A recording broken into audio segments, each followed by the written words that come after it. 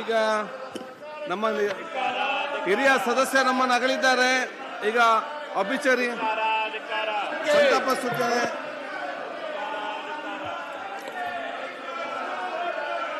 ಸನ್ಮಾನ್ಯ ಅಧ್ಯಕ್ಷರೇ, ಹಿರಿಯ ಸದಸ್ಯ ತೀರಿ ಹೋಗಿದ್ದಾರೆ. ಸಂತಾಪ ಸೂಚನೆ ಇದೆ. ದಯವಿಟ್ಟು ಹಿರಿಯ ಸದಸ್ಯ ತೀರಿ ಆಯಿತು. ಹಿರಿಯ ಸದಸ್ಯರು ತೀರಿ ಹೋಗಿದ್ದಾರೆ.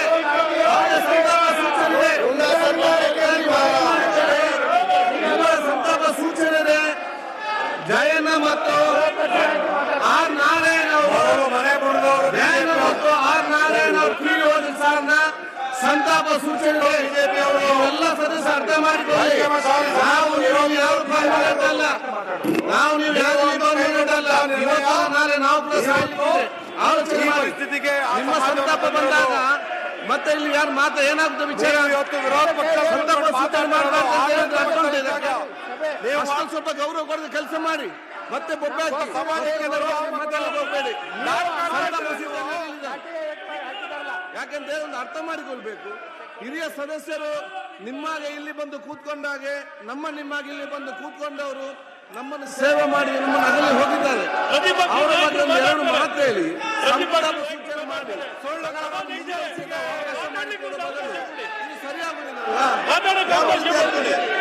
ಸಂತಾಪ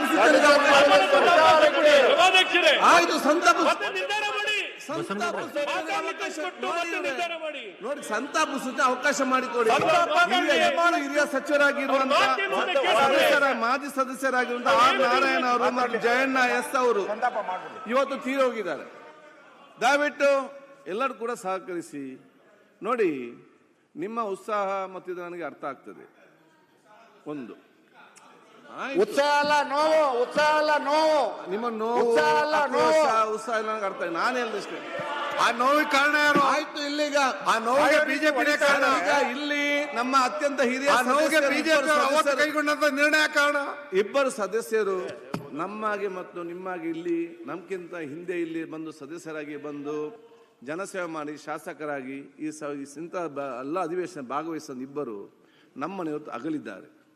ಅವರಿಗೆ ಗೌರವಪೂರ್ವಕವಾಗಿ ಸಂತಾಪ ಸೂಚಿಸಿ ಅವರ ಕುಟುಂಬದ ನೋವನ್ನು ಕಡಿಮೆ ಮಾಡಿ ಅವ್ರಿಗೆ ಗೌರವ ಕೊಡೋ ಜವಾಬ್ದಾರಿ ನಮ್ಮ ನಿಮ್ಮೆಲ್ಲರ ಜವಾಬ್ದಾರಿ.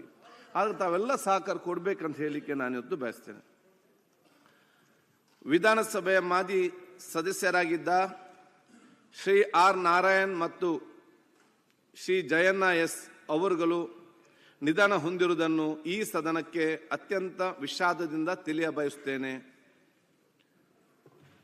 ಶ್ರೀ ಆರ್ ನಾರಾಯಣ್ ರವರು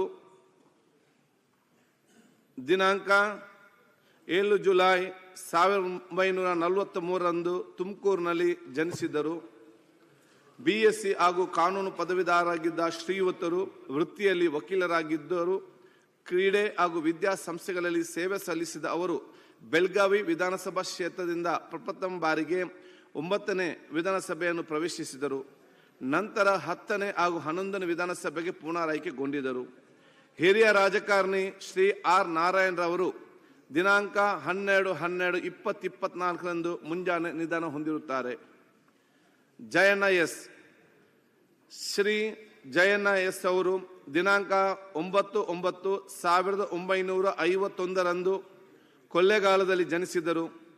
MA ಪದವೀಧರರಾಗಿದ್ದ ಶ್ರೀಯುತರು ವೃತ್ತಿಯಲ್ಲಿ ಕೃಷಿಕರಾಗಿದ್ದು ರೇಷ್ಮೆ ಉದ್ಯಮಿಯೂ ಆಗಿದ್ದರು. ಪ್ರಸ್ತುತ ರಾಜ್ಯ ಉಗ್ರಾಣ ನಿಗಮದ ಅಧ್ಯಕ್ಷರಾಗಿ ನೇಮಕೊಂಡಿದ್ದ ಶ್ರೀಯುತರು ಕೊಳ್ಳೇಗಾಲ ಕ್ಷೇತ್ರದಿಂದ 1994ರಲ್ಲಿ 9ನೇ ವಿಧಾನಸಭೆಗೆ ಪ್ರಪ್ರಥಮ ಬಾರಿಗೆ ಆಯ್ಕೆಗೊಂಡು ನಂತರ 2013ರಲ್ಲಿ 14ನೇ ವಿಧಾನಸಭೆಗೆ ಪುನರಾಯ್ಕೆಗೊಂಡಿದ್ದರು. ಹಿರಿಯ ರಾಜಕಾರಣಿ ಶ್ರೀ ಜಯಣ್ಣ ಎಸ್ ಅವರು ದಿನಾಂಕ 10/12/2024ರಂದು ನಿಧನ ಹೊಂದಿರುತ್ತಾರೆ. ಬಹುಶಃ ಇದರಲ್ಲಿ ಆರ್ ನಾರಾಯಣ್ ಅವರು ಬಹುಶಃ ಅತ್ಯಂತ ಹಿರಿಯರಾಗಿ ತನ್ನ ಸೇವೆ ಸಲ್ಲಿಸಿದ್ದರು. ಬಹುಶಃ ಅವರ ಆತ್ಮಕ್ಕೆ ಕೂಡ ಶಾಂತಿ ಕೋರಿ ಜಯಣ್ಣ ಎಸ್ ಅವರು ನಮ್ಮ ಕೊಳ್ಳೇಗಾಲದಲ್ಲಿ ಬಹುಶಃ ಇವತ್ತು ಶಾಸಕರಾಗಿದ್ದು, ನಾನು ಕೂಡ ಅಲ್ಲಿ 1.5 ವರ್ಷ ಜಿಲ್ಲಾ ಉಸ್ತುವಾರಿ ಸಚಿವನಾಗಿದ್ದೆ. ಅವರು ಶಾಸಕರಾಗಿದ್ದಾಗ ಅತ್ಯಂತ ಸರಳ ಮತ್ತು ಸೌಮ್ಯ ಮತ್ತು ಸಮಾಧಾನದ ಒಂದು ವ್ಯಕ್ತಿತ್ವದ ಒಂದು ರಾಜಕಾರಣಿಯಾಗಿ ಶಾಸಕರಾಗಿ ಎಲ್ಲರ ಪ್ರೀತಿ ವಿಶ್ವಾಸನ ಗಳಿಸಿದ್ದು ಹೇಳಲಿಕ್ಕೆ ಬಹುಶಃ ನಾನು ನಿಮಗೆ ಬಯಸ್ತೇನೆ.